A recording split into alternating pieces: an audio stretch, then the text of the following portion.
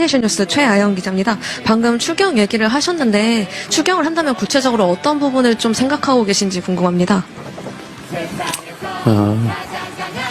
지금 추경을 한다면 정부가 심각하게 줄여버린 또는 없애버린 골목 상권이나 또 서민 경제 지원을 위한 지역화폐 예산이라든지 또는 AI 관련 예산 또는 지금 현재 대한민국이 조만간 대규모 전력 부족 상태를 겪게 될 텐데 전력 확보를 위한 기반시설 투자 예산 뭐 이런 여러 가지들이 있겠죠.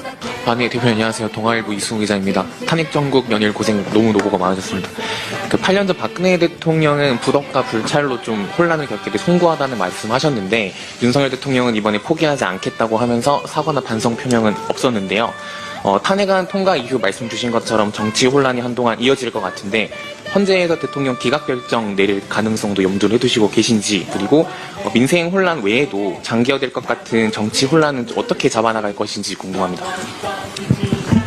우선 제가 잠깐 잊어버렸는데 이번 내란 극복 과정에서 우리 언론인 여러분들께서 현장에서 신속한 보도, 정확한 보도 그리고 물리적 저지 활동까지 함께해 주신 점에 대해서 진심으로 감사드립니다. 지난 5.18 80년 5월 광주와 이번 빛의 혁명 과정을 비교하면 여러 가지가 있지만 그중에 가장 큰 차이는 신속하게 정보가 우리 국민들께 전달됐다는 사실이고 그 안에 우리 언론인 여러분들의 큰 노력이 있었다, 이 말씀 드리면서 깊은 감사의 뜻을 표합니다. 제가 말씀드렸던 것처럼 지금은 다시 더 큰 혼란의 문이 열렸다. 작은 산을 하나 넘었지만 더 큰 산이 기다리고 있다라고 말씀드린 이유가 바로 윤석열 대통령의 태도 때문입니다. 자신의 잘못을 전혀 인지하지 못하고 있습니다. 제가 보기에는 알면서도 모르는 척하는 게 아니라 모르는 것 같습니다. 자신의 잘못은 하나도 없다. 국민들이 오해한 것이다. 누군가의 선동에 의한 것이다. 라고 생각하고 끝까지 싸우겠다. 함께 싸우자. 라고 하는 것 같습니다. 결국 이것은 국민들 사이에 충돌을 선동하는 것과 다름이 없어 보여서 그로 인한 혼란과 갈등, 대결이 상당 기간 더 증폭돼서 계속될 것 같습니다. 참으로 안타까운 일이지만 그러나 대한민국 정상화를 바라는 우리 국민들께서도 우리 민주당도 이 불의에 대해서는 저항해서 함께 싸울 수밖에 없는 상황입니다. 그리고 결국 국민 압도적 다수가 원하는 그런 세상, 민주공화국의 기본적 가치인 국민 주권 원리에 따라서 반드시 국민의 뜻이 관철될 것으로 생각합니다.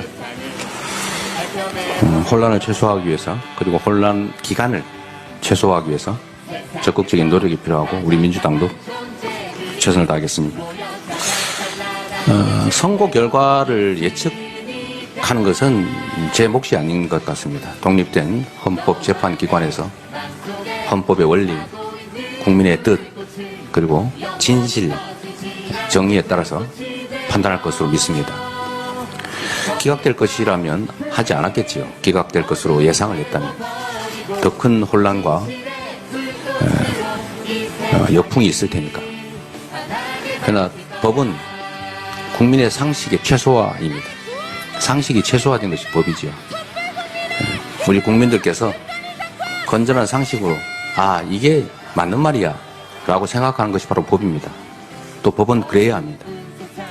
법은 전문적이고 보통 사람이 알 수 없는 것이 아니라 보통 사람이 생각하는 상식이 바로 법이고 그 법을 구현하는 것이 헌법재판소 또는 법원의 역할이기 때문에 국민의 상식에 부합하는 결과가 나올 수밖에 없다라고 생각합니다. 이번에 내란에 가담하는 실행행위를 명령받고도 예를 들면 출동을 지연하거나 손은 진압을 태업을 하거나 이런 것들은 사실 항명으로 보이긴 하지만 그러나 결과적으로는 궁극적으로는 국민에 대한 봉사자로서의 공직자의 책임을 다한 것이죠. 어쩔 수 없이 명령에 따라 출동을 했지만 그 명령을 제대로 이행했더라면 사실 오늘의 이 대한민국은 존재하지 않을 것입니다. 여러분과의 기자회견도 있을 수가 없었겠죠. 그들은 항명을 한, 그러나 국가에 충성한 그들에 대해서는 벌이 아니라 상이 주어져야 됩니다. 정확하게 진상을 규명하고 그에 따라서 실질적 책임이 있는 고위직 지휘관들을 빼고 그들에게 적극 가담한 것이 아닌 대부분의 하급 지휘관, 병사들에 대해서는 책임을 물을 것이 아니라